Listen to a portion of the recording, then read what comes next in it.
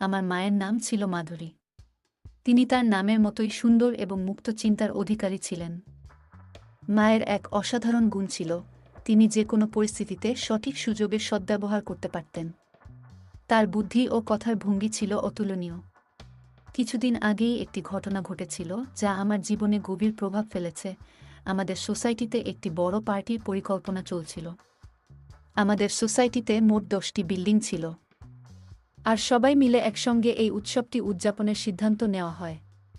উৎসবটি ছিল নতুন বছর উপলক্ষে। পার্টির দিন মা একটি উজ্জ্বল লাল রঙের শাড়ি আর স্টাইলিশ ব্লাউজ পরে বের হলেন। তাকে অসম্ভব সুন্দর দেখাচ্ছিল। করোনার সময় মায়ের জীবনযাত্রায় বড় পরিবর্তন আসে। তিনি তার শরীর ও স্বাস্থ্যের প্রতি বিশেষ মনোযোগ দিতে শুরু করেন। প্রতিদিন সকালে তিনি হালকা পোশাক পরে ঘরে বসে যোগব্যায়াম ও প্রাণায়াম করতেন। আমি মুগ্ধ হয়ে মাঝে মাঝে দূর থেকে লুকিয়ে মায়ের এই অনুশীলন দেখতাম। অনুশীলন এর সময় মাকে অনেক সুন্দর আর আকর্ষণীয় লাগত, যা আমার মনকে অনেক প্রভাবিত করত। পার্টির দিন মা ও আমি একসঙ্গে অনুষ্ঠানস্থলে পৌঁছাই। আমাদের সোসাইটির সবাই সেখানে আনন্দে মেতে উঠেছিল। মা ছিলেন খুবই প্রাণবন্ত ও হাসিখুশি। তিনি এই উৎসবের মূল আকর্ষণ হয়ে ওঠেন, কারণ মা সবার থেকে অনেক সুন্দর আর আকর্ষণীয় ছিল সেখানে। আর সাজগোজ করায় তাকে আরও সুন্দর লাগছিল। যতক্ষণ না লোকজন আসতে শুরু করল, পার্টির পরিবেশ ধীরে ধীরে আরও আকর্ষণীয় হয়ে উঠছিল। অন্য মহিলারাও দারুণভাবে সেজেগুজে এসেছিলেন। পুরো জায়গাটা আলো আর আনন্দে ভরে উঠেছিল। কিছুক্ষণ পর ডান্স প্রোগ্রাম শুরু হয়। সবাই একের পর এক মঞ্চে উঠে নাচতে শুরু করল। আমিও নিজের মতো করে পার্টির মাঝে ঢুকে পড়লাম। পার্টির এক কোণে গিয়ে আমি এক বোতল পানীয় তুলে নিই। লুকিয়ে লুকিয়ে পান করতে থাকি। এদিকে নাচের মধ্যে একটা মেয়ের সঙ্গে আমার আলাপ হয়। তার নাম ছিল নেহা। তার হাসি আর কণ্ঠে যেন কিছু আলাদা আকর্ষণ ছিল। সে আমার কাছে এসে কথা বলল এবং এক পর্যায়ে আমাকে প্রস্তাব দেয়। নেহা আমাকে বলল, চলো আমার বাড়ি, আমি তোমার পাশে কিছু সময় থাকতে চাই। আমি তখন এমন অবস্থায় ছিলাম যেখানে আমার নিজের উপর নিয়ন্ত্রণ ছিল না। মন চাইছিল কোনো কিছু নতুন করার। আমরা ঠিক পার্টি ছেড়ে বেরিয়ে যাব, এমন সময় আমার মা সেখানে এসে পৌঁছালেন। মা বুঝতে পেরেছিলেন যে আমি কোথাও লুকিয়ে আছি, আর তিনি আমাকে খুঁজতে খুঁজতে ঠিক সেখানে চলে এলেন। মা আমাকে দেখতে পেয়ে থমকে গেলেন। তার চোখে উদ্বেগ আর কষ্টের ছাপ ছিল। তিনি আমার হাত ধরে বললেন, তুমি কি জানো তুমি কি করতে যাচ্ছ? এই পথে হেঁটো না, জীবনকে নিজের নিয়ন্ত্রণে রাখো। মায়ের কথাগুলো যেন আমার ভিতর গভীর ছাপ ফেলল। পার্টির এক কোণে যখন আমি লুকিয়ে পানীয় পান করছিলাম, তখন হঠাৎ মায়ের গলা শুনতে পেলাম। মা আমাকে খুঁজে পেয়ে ডাক দিলেন। আমি হতবাক হয়ে গেলাম, আর নেহা ভয় পেয়ে চুপচাপ সেখান থেকে চলে গেল। আমি মায়ের দিকে এগিয়ে গেলাম। মা আমাকে দেখে বললেন, এটা কি তোমার পার্টি করার স্টাইল?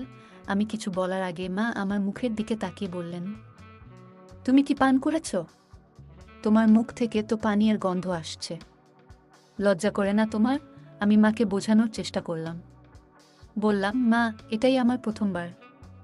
বছরের এই দিনটা একটু আনন্দ করতে চেয়েছিলাম। মা আমার কথা শুনে শান্ত স্বরে বললেন, আনন্দ করো, কিন্তু এমন গোপনে নয়। যদি কেউ দেখে ফেলে বা জানতে পারে, তবে তোমার বাবার মান সম্মান কি হবে? নিজের কাজের জন্য পরিবারের মানমর্যাদা নষ্ট করো না। আমি প্রতিশ্রুতি দিলাম, মা, আমি আর কখনো এমন করব না। সবকিছু তোমাকে জানিয়ে করব। মা আমার দিকে তাকিয়ে বললেন, সত্যি বলতে, সমস্যা আনন্দে নয়, সমস্যা তখন হয় যখন তুমি লুকিয়ে কিছু করো। যা করছো তা সঠিক পথে করো। আর বাইরের কারো কাছে এমন কিছু করো না যাতে তারা তোমার বা আমাদের সম্মান নিয়ে কথা বলতে পারে। এরপর আমি মায়ের হাত ধরে বললাম, মা, আজকের দিনটা নষ্ট করো না। তুমি এসো, আমাদের সঙ্গে পার্টিতে যোগ দাও। মা আমার কথায় রাজি হয়ে গেলেন। আমরা আবার পার্টিতে ফিরে গেলাম। মা ধীরে ধীরে স্বাভাবিক হয়ে উঠলেন এবং অন্যদের সঙ্গে কথা বলতে শুরু করলেন। কিছুক্ষণ পরে লোকজন পার্টি ছেড়ে বেরিয়ে যেতে শুরু করল, কারণ ড্রিঙ্কস শেষ হয়ে গিয়েছিল। তখন মা আমাকে একটি টেবিলের কাছে নিয়ে গিয়ে বসলেন। হঠাৎ মা বললেন, আমিও একটা পানীয় চেখে দেখতে চাই।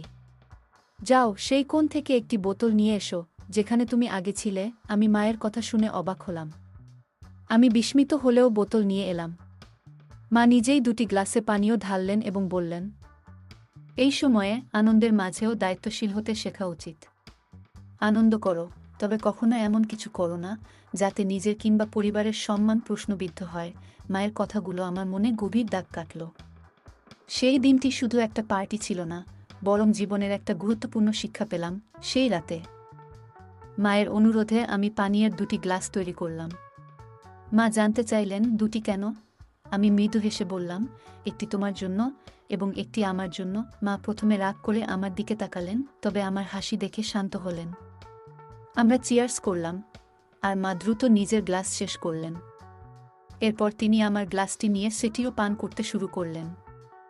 আমি অবাক হয়ে তাকিয়ে রইলাম। 2টি চুমুক পর আমি মায়ের হাত থেকে গ্লাসটি নিলাম এবং বললাম, আমি আরেকটি নিয়ে আসি। মা হেসে বললেন, তাহলে তাড়াতাড়ি যাও। আমি আরেকটি ছোট বোতল নিয়ে এলাম। এবারও 2টি গ্লাস তৈরি করলাম, একটি মায়ের জন্য এবং একটি আমার জন্য। মজার ব্যাপার হলো, আমি তখনও আমার গ্লাস শেষ করিনি, কিন্তু মা ইতিমধ্যে নিজেরটি শেষ করে বোতল থেকেই পান করতে শুরু করলেন। মা পুরোপুরি মাতাল হয়ে গেলেন, আর আমি একদিকে হাসতে হাসতে তাদের সামলানোর চেষ্টা করছিলাম। এরপর আমি মাকে ধরে সোফায় বসালাম। সময় তখন রাত 11টা 5 মিনিট। একে একে সবাই ছাদে চলে গেলেন নতুন বছরের শুভেচ্ছা জানাতে, কিন্তু আমি এবং মা নিচে রইলাম, কারণ তিনি তখন কিছুটা অসুস্থ অনুভব করছিলেন। আমি মায়ের পাশে বসে নিউ ইয়ার কাউন্টডাউন শুরু করলাম। ঘড়ির কাঁটা 12টা ছুঁতেই আমি মাকে জড়িয়ে ধরলাম এবং নতুন বছরের শুভেচ্ছা জানালাম। এটি ছিল আমার জীবনের প্রথমবার যখন আমি মায়ের সঙ্গে এত আপন মুহূর্ত ভাগ করলাম। মায়ের গালে পাউডার আর মেকআপের মিষ্টি সুগন্ধ তখনও আমার মনে গভীর দাগ কাটল। এই রাতটি শুধুই একটি নতুন বছর উদযাপনের জন্য ছিল না, এটি ছিল মায়ের সঙ্গে আমার জীবনের এক নতুন অধ্যায়ের শুরু। মা সেদিন একটু অসুস্থ বোধ করছিলেন। তিনি বললেন, আমার এক হাত ঠিকমতো কাজ করছে না এবং এক হাতে শরীরে চুলকাচ্ছিলেন। আমি দেখে বুঝতে পারলাম তিনি হয়তো একটু অস্বস্তিতে আছেন। আমি তার কাছে গিয়ে বললাম, মা একটু বসো, আমি তোমাকে সাহায্য করছি। হঠাৎ আমার হাত তার গায়ে লেগে গেল। মা বললেন, কি হচ্ছে? একটু সাবধানে থাকো। আমি সঙ্গে সঙ্গে বললাম, সরি মা, এটা একেবারেই ভুল করে হয়েছে। মা মৃদু হেসে বললেন, ঠিক আছে, এমন ছোটখাটো ব্যাপারে চিন্তা করো না। এরপর আমি তাকে আরাম দেওয়ার জন্য পাশে বসে তার সাথে কথা বলতে শুরু করলাম। তারপর তিনি বললেন, আমি তখন থেকেই তোমাকে লক্ষ্য করছি। আমার শরীর চুলকাচ্ছিল, তাই আমি চুলকিয়েছি, কিন্তু তোমার দৃষ্টি সেদিকে চলে গেছে। তখন আমি আবার ক্ষমা চাইলাম এবং বললাম, এটা আর কখনো হবে না। তিনি বললেন, আমি তোমাকে ক্ষমা করছি না, শুধু একটু রাগ হচ্ছিল। তারপর তিনি আমাকে ঠাট্টা করে বললেন, আমার ছেলে ভয় পেয়ে গেছে, আমার ছেলে ভয় পেয়ে গেছে, তিনি ইচ্ছাকৃতভাবে এটি করছিলেন। তারপর আবার ঠাট্টা করে বললেন, এখন কেমন লাগছে? আমি বললাম, খুব ভালো লাগছে। এরপর তিনি আমাকে সোফায় ঠেলে দিলেন এবং বললেন, এখন দেখো আমাকে কেমন লাগছে।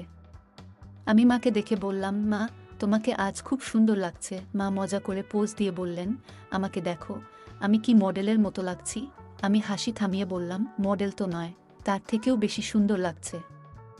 তখন মা ঠাট্টা করে বললেন, তাহলে কি আমি সেই মেয়েটির থেকেও সুন্দর যার সঙ্গে তুমি তখন গল্প করছিলে? আমি লাজুকভাবে হেসে বললাম, মা তুমি সবার থেকে আলাদা, তোমার তুলনা হয় না। মা হেসে বললেন, ভালো করে বলো, সত্যি কথাই বলছো তো? আমরা দুজনই হেসে উঠলাম এবং সেই মুহূর্তটা খুব আনন্দময় হয়ে উঠল। আমি মাকে বললাম, মা তোমার তুলনা কারো সঙ্গেই করা যায় না। মা মজা করে বললেন, তাহলে বলো সেখানে কি এত পছন্দ করেছিলে? আমি হেসে উত্তর দিলাম, কিছু না মা, শুধু মজার ছলেই কথা বলছিলাম। মা হাসি দিয়ে বললেন, সব ঠিক আছে। আজ রাতটা একটু ভিন্নভাবে শুরু করি, নতুন বছরের আনন্দে মেতে উঠি। তখন আমি মজার ছলে বললাম, তুমি কি প্রস্তুত? মা মজা করে বললেন, আর যদি প্রস্তুত না থাকি? আমরা দুজনেই হেসে উঠলাম এবং সেই মুহূর্তটা হাসি ঠাট্টায় ভরে গেল। রাতে মা বললেন, তুমি কি সত্যি আমাকে সারা রাত এভাবে ধরে রাখবে? আমি মজা করে বললাম, হ্যাঁ, কেন নয়। তিনি হেসে আমার গালে মৃদু চিমটি কেটে বললেন, তোমার তো সবসময় তাড়াহুড়ো থাকে। আমি তাকে সান্ত্বনা দিয়ে তার ঘরের দিকে নিয়ে যেতে শুরু করলাম। তিনি হেসে নামমাত্র বাধা দেওয়ার ভান করলেন, কিন্তু তা ছিল মজার ছলে। ঘরে পৌঁছে আলো জ্বালিয়ে তিনি বললেন, এখন কি করব বলো? আমি মজার ছলে বললাম, আরাম করে ঘুমানোর সময় হয়েছে মা। তিনি একটু চিন্তিত ভঙ্গিতে বললেন, তবুও এত দেরি করে ঘুমানো কি ঠিক হলো? আমি হাসি মুখে বললাম, আজকের রাতটা বিশেষ মা, একটু মজা করলে ক্ষতি নেই। আমরা দুজনেই হেসে উঠলাম, আর সেই মুহূর্তটা আনন্দে ভরে উঠল। তখন সে বলল, কিন্তু আমার তো জানা থাকবে পরে যদি খারাপ লাগে? এখন হয়তো ভালো লাগছে, কিন্তু ভবিষ্যতে এই সম্পর্কের দিকটা হয়তো বদলে যাবে। আমি বললাম, তোমার প্রতি আমার অনুভূতি সত্যি। আমি অনেকদিন ধরে তোমার পাশে আছি, একজন ভালো বন্ধুর মতো। কিন্তু যদি আজ আমরা এই মুহূর্তটাকে হারিয়ে ফেলি, তাহলে হয়তো সবকিছু বদলে যাবে। সে এক মুহূর্ত ভাবল, তারপর বলল, ঠিক আছে। কিন্তু একটাই শর্ত, আজকের পর আর কখনো কিছু আশা করো না। আমি খুশি মনে বললাম, ঠিক আছে। আমি তোমার শর্ত মেনে নিচ্ছি। তারপর সে আমার দিকে তাকিয়ে জিজ্ঞাসা করল, তুমি এমনভাবে দাঁড়িয়ে আছো কেন? আমি বললাম, কিছু না। তখন মা বলল, তাহলে যাও। যদি তুমি না চাও। আমি বললাম, তোমার ইচ্ছা যদি না থাকে, তাহলে আমি চলে যাই। আমি বিছানায় বসেছিলাম, তখনই সে আমার হাত ধরে টেনে বলল, তুমি এত গম্ভীর কেন? সবকিছু এত সিরিয়াস ভাবে নিও না। আমি অবাক হয়ে বললাম, তাহলে তুমি চোখ বন্ধ করে আগে শুয়েছিলে কেন? সে হাসতে হাসতে বলল, আলোটা আমার চোখে পড়ছিল, তাই চোখ বন্ধ করেছিলাম। আমি আলো বন্ধ করে আবার শুয়ে পড়লাম। সেই রাতে পার্টির পরে আমরা প্রথমবার এতটা সময় একসঙ্গে কাটিয়েছিলাম। তখনই সে উঠে গেল, আলোটা জ্বালালো এবং বাথরুমে চলে গেল। ফিরে এসে আবার বিছানায় শুয়ে পড়ল। আমি তাকে দেখে বললাম, মা, তুমি খুব সুন্দর লাগছো। সে হাসি দিয়ে বলল, এখন তো আমি আগের থেকে অনেকটাই রোগা হয়েছি, তাও কি তোমার কাছে ভালো লাগি? আমি বললাম, তুমি যেভাবেই হও, সবসময় আমার কাছে সুন্দর। আমি মাকে বললাম, তুমি সবসময় সুন্দর লাগো। মা মুচকি হেসে বললেন, আজ তোমার বাবা আসছে না, আমরা দুজনে একসঙ্গে সময় কাটাবো। দরজাটা বন্ধ করে দাও, আর বাইরে যাওয়ার দরকার নেই। আমি বললাম, মা, তুমি তো অনেক স্মার্ট। আমি ভেবেছিলাম তুমি পুরনো ধাঁচের মানুষ। মা হেসে বললেন, আমি এমন নই। আমি নিজের মতো করে চলি। তোমার যদি কিছু মনে হয়, নির্দ্বিধায় আমাকে বলো। আমি বললাম, আমার তোমাকে নাম ধরে ডাকতে ইচ্ছা করছে। মা বললেন, দেখো। আমি প্রথমবার তাকে তার নাম ধরে ডাকলাম, আর আমরা দুজনে হেসে উঠলাম। হাসতে হাসতে আমি বললাম, মা, তোমার আর বাবার কথাবার্তা এখন খুব একটা হয় না, তাই না? মা হেসে বললেন, হ্যাঁ, এখন খুব কম হয়। মাসে 1-2 বার, তাও সময় বের করা মুশকিল। আমি বললাম, সত্যি? মা মাথা নেড়ে বললেন, হ্যাঁ, সত্যি। আমরা আবার হেসে উঠলাম। কিছুক্ষণ পর আমি মাকে জিজ্ঞাসা করলাম, মা, তোমার কি প্রয়োজন? মা মুচকি হেসে বললেন, তুই আমার ছেলে, আমি তোকে সবকিছু বলতে পারি। আমি বললাম, তাহলে আজকের রাত শুধু আমাদের জন্য। আমরা একে অপরের মুখোমুখি বসে গল্প করতে শুরু করলাম। মা আমাকে তার তারুণ্যের দিনগুলোর কথা বললেন, কিভাবে তিনি অনেক কঠিন সময় পার করেছেন এবং সবকিছু সামলেছেন। আমি তার কথা শুনলাম এবং আমার মনের কথাগুলোও তাকে জানালাম। আমি মাকে এমন কিছু কথা বললাম, যা আগে কখনো কাউকে বলিনি। মা গভীরভাবে আমার কথা শুনলেন এবং তারপর বললেন, তুই জানিস আমি তোর জন্য কত গর্বিত। তুই সবসময় আমার পাশে থেকেছিস। আজ আমরা শুধু একে অপরের সাথে সময় কাটাবো। আমি মাকে জড়িয়ে ধরে বললাম, মা, তুমি পৃথিবীর সেরা। তারপর আমরা দুজনে একসাথে বসে গল্প করলাম, পুরনো দিনের কথা স্মরণ করলাম, একসঙ্গে হাসলাম আর মন খুলে কথা বললাম। কিছুক্ষণ পরে মা বললেন, এবার চল, ঘুমানোর সময় হয়ে গেছে। আমি মাকে বিছানায় শুইয়ে দিলাম এবং পাশে গিয়ে শুয়ে পড়লাম। আমরা দুজনে চোখ বন্ধ করলাম এবং একে অপরের সান্নিধ্যের উষ্ণতা অনুভব করলাম। সেই রাতের গভীর নিস্তব্ধতায় আমি অনুভব করলাম, আমার জীবনে মায়ের গুরুত্ব ঠিক কতটা। সে সবসময় আমাকে কাছে রাখে, যেন আমি তার জীবনের একটি গুরুত্বপূর্ণ অংশ। আমি জানি তার জন্য আমি ঠিক কী, কিন্তু মাঝে মাঝে আরও ভালোভাবে বুঝতে চাই। পরের দিন সকালে যখন আমার ঘুম ভাঙল, আমি দেখলাম মা এখনো গভীর ঘুমে। তার মুখে এক ধরনের প্রশান্তি ছিল, যা দেখলে যে কারোর মন শান্ত হয়ে যাবে। আমি ধীরে ধীরে উঠে বিছানার চাদর ঠিক করে দিলাম, যেন সে আরাম করে ঘুমাতে পারে। রান্নাঘরে গিয়ে আমি তার জন্য চা বানাতে শুরু করলাম। চায়ের কাপের ভাপ উঠছিল, আর তার সাথে আমার মনে হচ্ছিল, আজকের দিনটা তার জন্য একটু বিশেষ করে তুলি। যখন সে ঘুম থেকে জাগল, আমি চা নিয়ে তার ঘরে ঢুকলাম। মৃদু হাসি দিয়ে বললাম, গুড মর্নিং মা, চা নিয়ে এসেছি তোমার জন্য। মা একটু অবাক হয়েও আনন্দিত হলেন। তিনি হাসি মুখে বললেন, গুড মর্নিং, আমার লক্ষ্মী ছেলে। তুমি এভাবে আমার জন্য চা বানিয়েছ? এটা তো চমৎকার শুরু। আমরা একসঙ্গে বসে চা খেলাম। সেই দিন থেকেই আমাদের সম্পর্ক আরও গভীর হতে শুরু করল।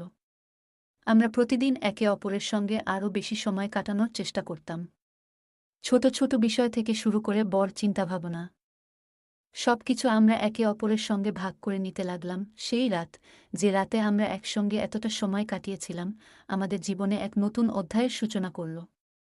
আমরা দুজনই একে অপরকে আরও ভালোভাবে জানতে এবং বুঝতে পারলাম। সেই মুহূর্তগুলো আমাদের সম্পর্ককে আরও দৃঢ় করে তুলল। তো বন্ধুরা, এটাই ছিল আজকের ছোট্ট গল্প। এমন আরও গল্প শুনতে চাইলে কমেন্টে জানাও।